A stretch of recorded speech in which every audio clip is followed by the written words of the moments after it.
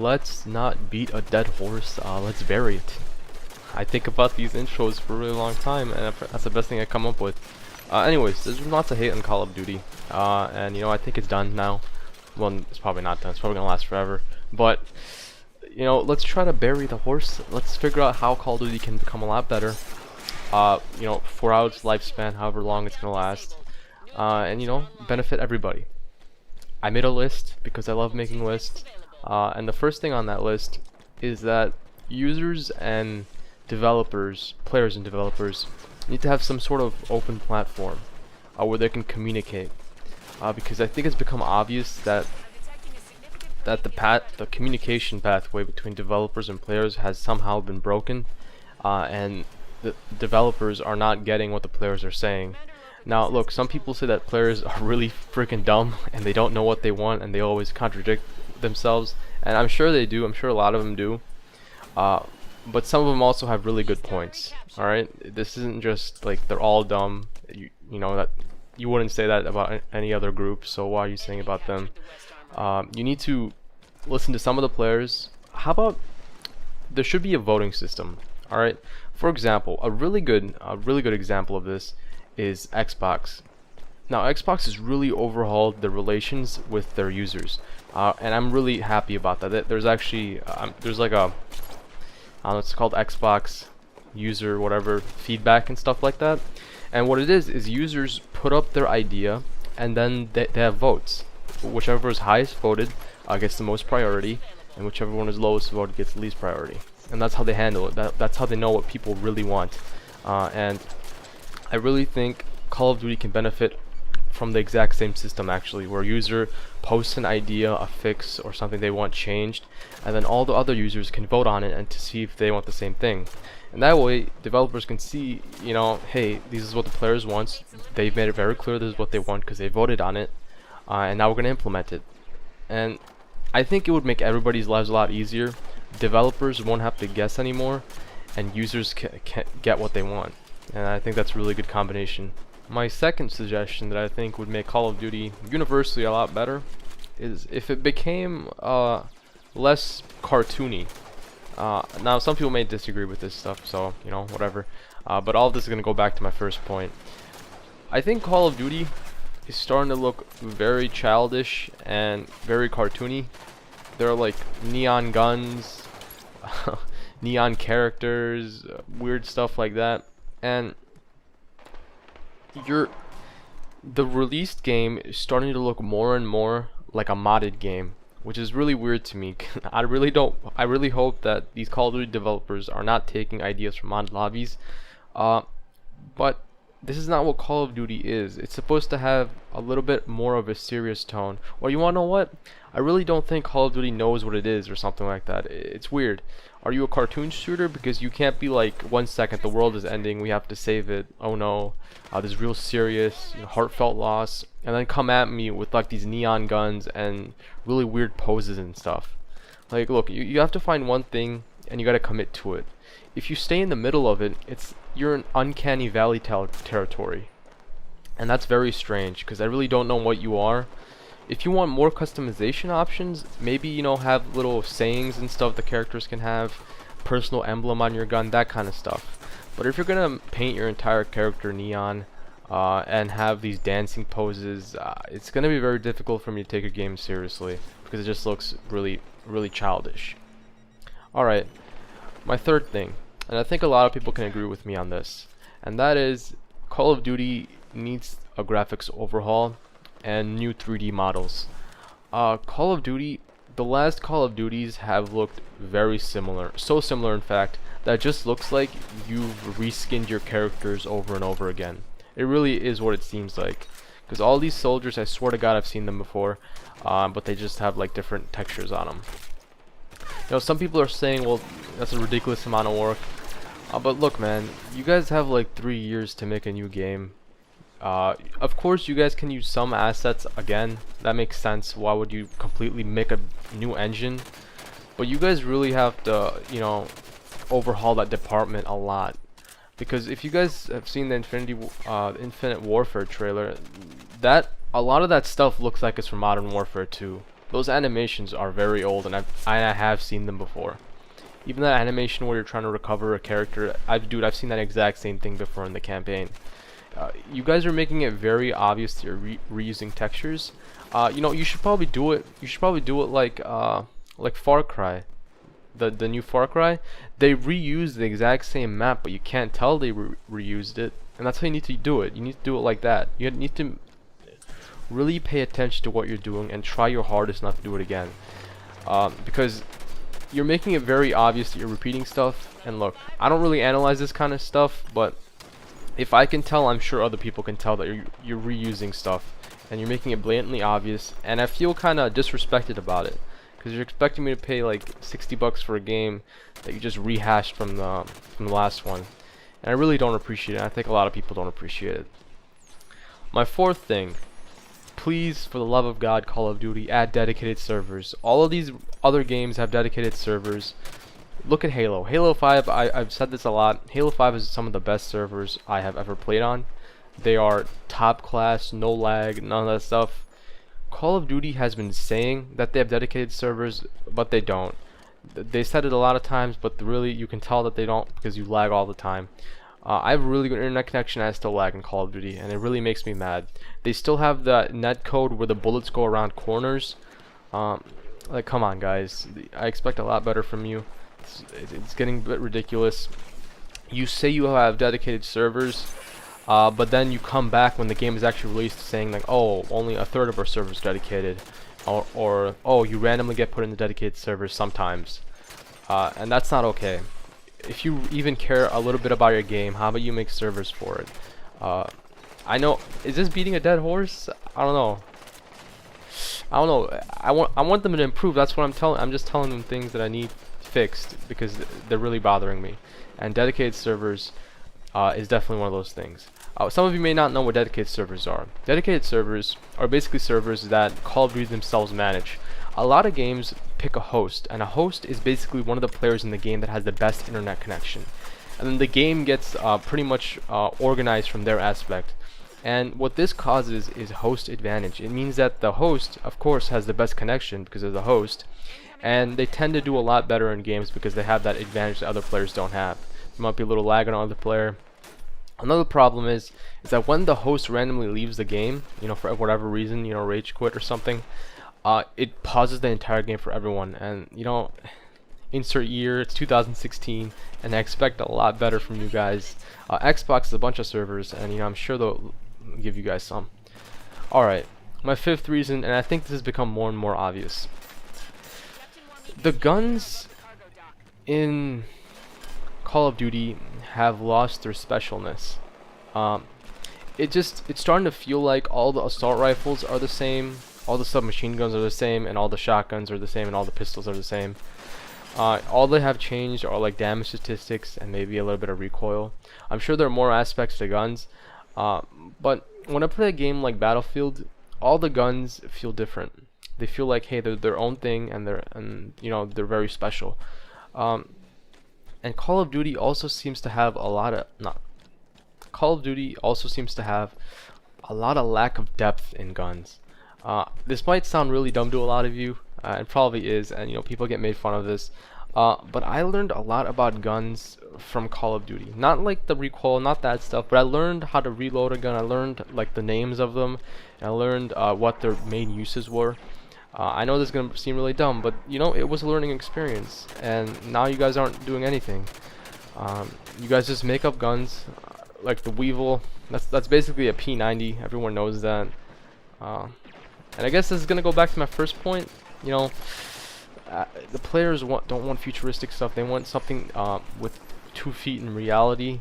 And yeah, I really don't like how the guns have just become these random pea shooters that, hey, this one is called the blah blah blah. It's really good, and all that kind of stuff. You know, your guns are very lacking in depth, and I really wish you invested more into that area. The guns are the main part of your game. You know, everyone's shooting and stuff, so I think it would be very smart to invest in a very depth, very inclusive system for your weapons. And yeah, alright, now we're gonna go to my 6th point. My 6th point, I think everyone agrees with.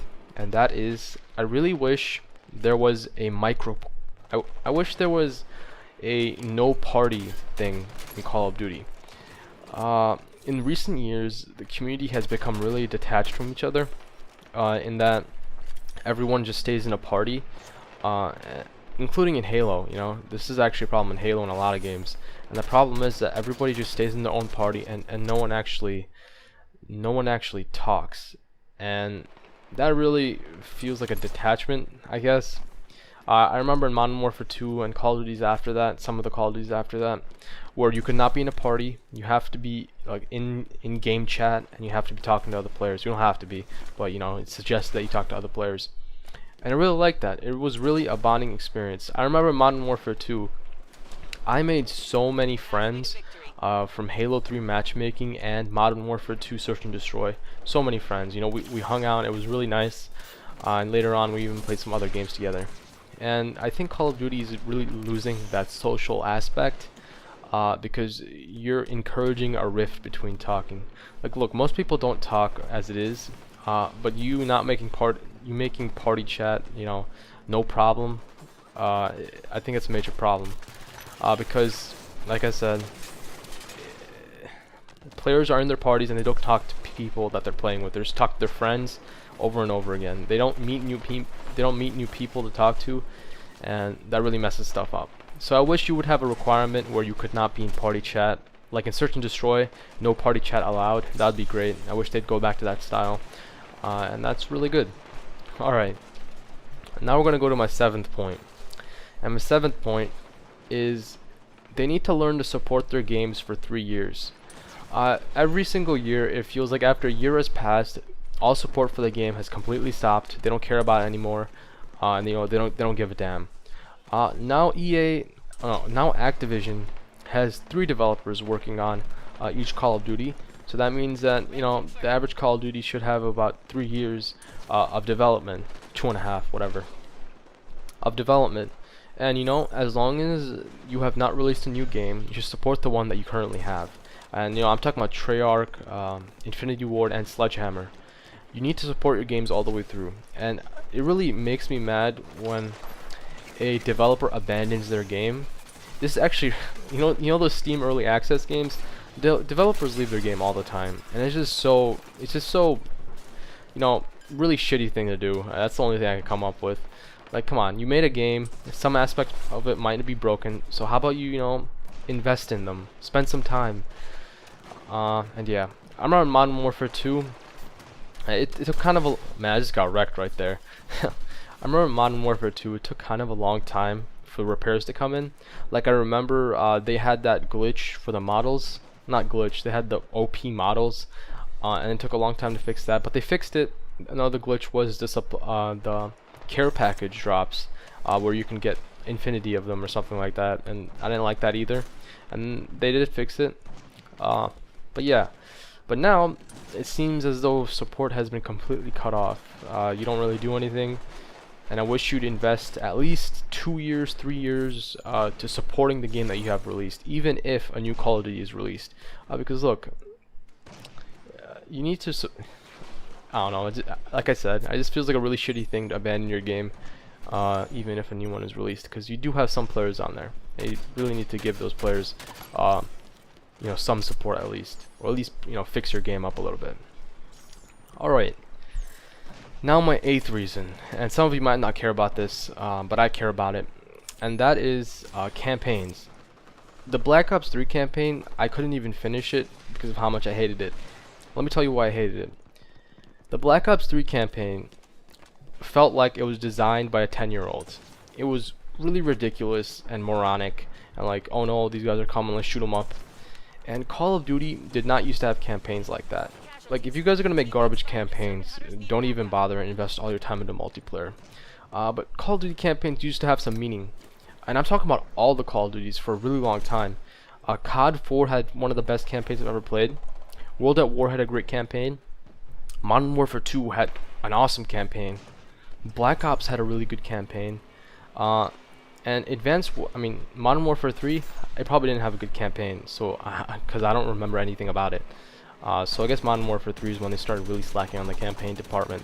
And look, I don't know how this happened, but your campaigns, I know a lot of people don't even bother playing the campaign, but I do. You know, it's part of the game, and it's one of the things that actually even got me started with Call of Duty, because someone told me that the COD 4 campaign was one of the best campaigns I've ever played, and I was like, oh, I'm intrigued. And you know, it's part of your game. I would say at least half of your users, players, they do play the campaign, and I think everyone would really appreciate it if you'd invest some real effort into them rather than just making these really weird shooting up scenarios. You know, I don't remember the characters anymore. I don't know, you know, what's what. I was like, oh, these Russians are the bad guys. Ooh, these robots are the bad guys. It's just been that, and you know, it felt like there was a lot more depth, action, and a lot more attachment to the characters before. Spoiler alert, you know how Ghost? That was a real heartfelt loss, right? You guys all remember that? When Ghost got killed? That was just really sad. And I think everyone was really saddened by it. And you know, why was everyone saddened by it? Because they were really attached to the character. And I really think that would be really beneficial if they started investing more effort into these characters, more effort in these stories. And you know, if it's a sequel, you should have the same characters and stuff. Okay, well, those are pretty much the best points I can come up with. You guys might have some new ones, but just to go over them again, you know, in a really concise manner. The first one is there needs to be an open communication line between players and developers, because I think the needs of the players will always change. So having something like that would really benefit everybody equally. And you know, like I said, that Xbox feedback stuff, that's really great. Do something like that where a player can suggest something and then it's voted on. That way you can have a clear view of what's wanted and what's not. Another thing is, I guess the second one is, my second thing was, you know, not to make cartoony, but I think a better way to word it would be to figure out what you are. You can't be serious and cartoony at the same time. It just doesn't really seem to work in Call of Duty, at least. You know, these neon characters, I freaking hate neon, as you could probably tell. These neon characters, like, honestly, what are you? These funny gaming poses, like, is this game serious or not? Because I don't really find this amusing. Halo used to have that, actually. In the Halo 5 beta, there was dancing, and people said they hated it, so they removed it. And you know, do something like that. I know you're trying to let players express themselves, but have it in a more subtle way, because that's a bit ridiculous.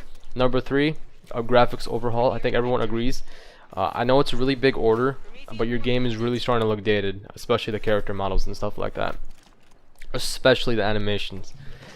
Number 4, please improve your servers. Call of Duty servers are very subpar compared to a lot of other servers. Please do something like Halo 5. Halo 5 has some of the best servers I've ever played on.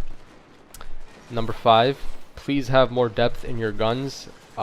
It feels like all the guns are the same. All the assault rifles are the same. All the submachine guns, all the pistols, and you know, I really don't like that.